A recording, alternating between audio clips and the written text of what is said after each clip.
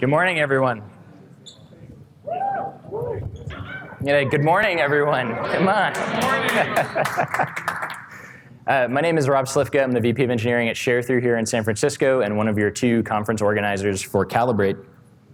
I wanted to start off today talking about why I'm so excited to be here with all of you and for this content and with these speakers through the lens of my own sort of personal series of mistakes and learnings that I had as a new leader. This is John. John was my first engineering manager, lovely gentleman to work for. So think about this transition as kind of a proverbial Thursday, Friday, Monday transition, right? So on Thursday, John says, hey, what do you think? We have this opportunity to be a lead. Let's do it. Friday, I accept.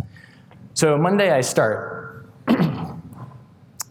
So on Monday, I went from having 6 or 7 years of a source of truth in stories or a bug queue, my own personal backlog, to kind of really having nothing, right, as a new manager. I really didn't have a management backlog. I didn't know what to do. I sat down. The tools were the same. Everything, that my environment was unchanged, but I had these other responsibilities that weren't recorded anywhere. The other challenge is we were all moving to Agile.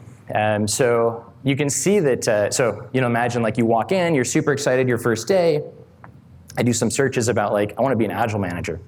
And so what the response the internet gives you is like, now that you're a manager and you're in Agile, we actually don't really need you anymore. We're good. Like, Agile tells us what to do now. Like, we don't need you to tell us what to do. And this is like literally my first hour on the fucking job, right? Like, this is 2008. I'm like, great, so I'm screwed here.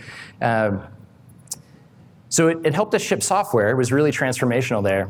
But it didn't help me as a new manager try and find my way, right? It actually made it more challenging because what the world thinks you do is tell people what to do. And that's what you fall back on if you're not really sure what to do as a new leader, right? And now I knew I expressly was not telling people what to do, so what's left, right? Like, what do I do?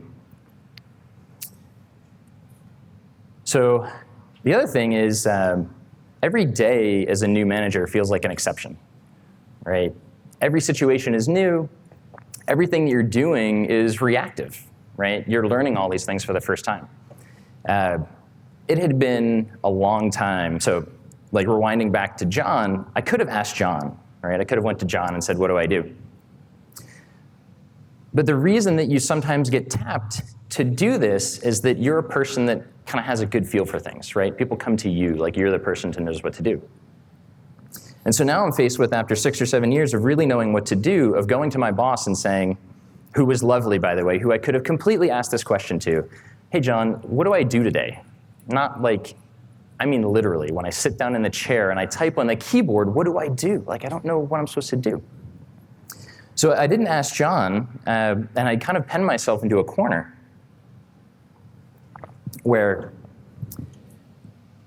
I didn't know what to do, but I was too embarrassed to ask for advice, right? So this was not like a really proud moment for me in my career. I just sort of resigned myself to this struggle. So if any of this sounds familiar, you're in the right place and you're not alone. There's a lot of us going through this. It can feel kind of alone when you're back at the ranch, right? There's one leader of your team. You don't do this with another person. And there's no team like yours, right? The people are different, technologies are different, product, company is different, so it's really just you. So it can feel kind of lonely at times. And that challenge is exacerbated by a change in purview, right? So in your proverbial Friday, like this is what you're primarily focused on. On Monday, this is what you do, right? So you sit at this intersection now of people, process, and technology in a really challenging way. I'm not going to say that engineering is harder than management, management's harder than engineering. They're each fucking hard, like they're each hard to do. It's just different. It's a different kind of hard that's relying on skills that maybe weren't on the job rec that you looked at for your position, right? Follow through, integrity, good listening, teamwork. Like all those things are important, but that's not sometimes what you're really hired for, right? Like those skills weren't exercised in the interview process. So now, this is kind of what you are. You're a contextual problem solver. These perks are included for free of charge in your new role. Congratulations, you didn't have to negotiate for them. You have a job now where no one can tell you what problems exist, right? What is the complete list of things that you could be focused on? No one's going to tell you which of those you should focus on because you can't focus on all of them. No one's going to tell you how much time you have. Is this something you need to figure out in a week before the whole team quits? Can you figure it out in a year? Can you figure it out never? Because never sometimes, once you're in leadership for a while, is a fine reaction. Sometimes things just need to blow over. But it's also what makes it so interesting, right? Actually, the how to solve them, you might get a lot of people telling you how you think you should solve your problems, but not definitively. And then when you're done, it's hard to tell when to stop solving a problem. Should I keep adding process? Should I take it away? Should I add structure or take it away? Should I keep removing structure? When should I stop solving this problem and applying pressure?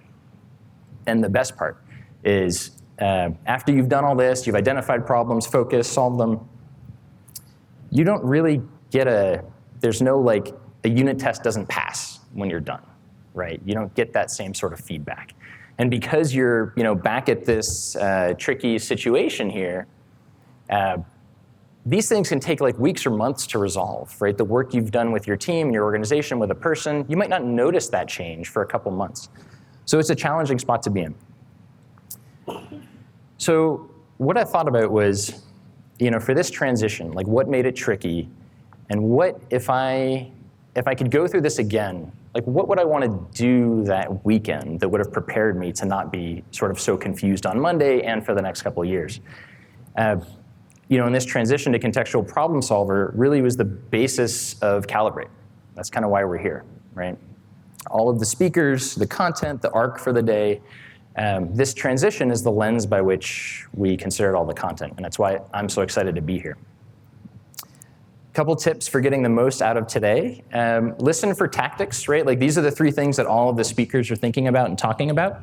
Tactics are going to be things you can take back and put to work right away. Frameworks are going to be design patterns, things that you're going to need to apply to your particular situation to get some value out of.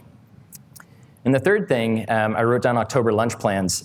So I'm an introvert, and I didn't even want to type networking. I don't like that phrase. It's a boundless, immeasurable activity, and if you're an introvert at all, you never network. Nobody networks. So instead, let's come up with a specific, measurable, achievable objective that we can all do. And that's meeting one person. Just talk to one person today. If you talk to anybody, and everybody's already talking, which is awesome, so I think you've all hit this. Meet one person that you can get together with next month and talk about, what did you learn today? What was that, did you hire that, did you fill that rec that you had? Did you fix that process thing we talked about? Getting out of the building, oh, and that's a bonus, by the way. Don't make it the person you came with. That's kind of cheating. You're not going to get the same value and difference in perspectives if you talk to the person that's at your company, right? You really want to get out of the building.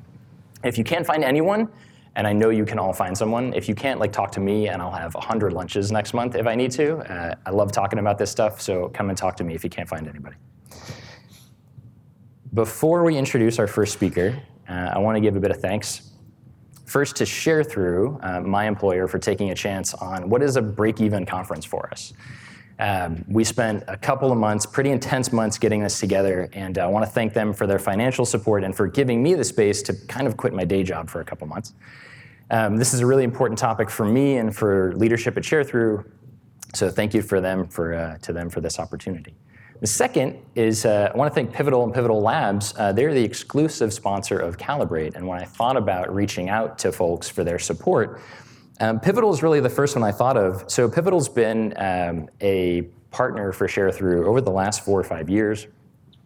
A lot of the engineering sort of rigor, practice, and process that we still have today was instilled in us by Pivotal and from some of the people in this room. So it's really great to have them involved. If you want, definitely talk to the pivots that are here. If you want to know what it's like working with Pivotal, come and talk to me, and I will gladly take you through that.